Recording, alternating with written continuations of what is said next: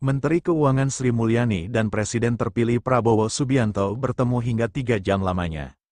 Pertemuan keduanya pun dikaitkan dengan tawaran Prabowo pada Sri Mulyani untuk kembali menjadi menteri di era Prabowo Gibran.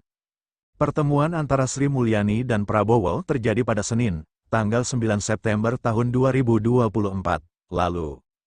Momen tersebut diabadikan Bendahara Negara melalui akun Instagram pribadinya, @smindrawati baik akun Instagram @prabowo. Hadir pula dalam pertemuan itu, Wakil Menteri Keuangan II Thomas Djiwandono. Thomas pun mengungkap hasil pembicaraan antara Menteri Keuangan Sri Mulyani dan Presiden terpilih RI 2024 hingga 2029 Prabowo Subianto.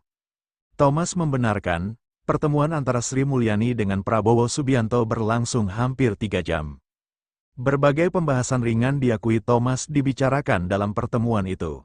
Mengingat keduanya memang sudah mengenal selama menjabat di pemerintahan.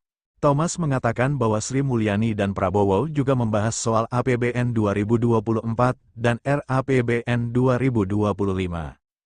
Thomas menyebut APBN penting untuk dibahas karena Sri Mulyani merasa Prabowo perlu diberikan pemahaman mengenai anggaran negara selama 3 bulan terakhir pemerintahan Jokowi Ma'ruf Amin.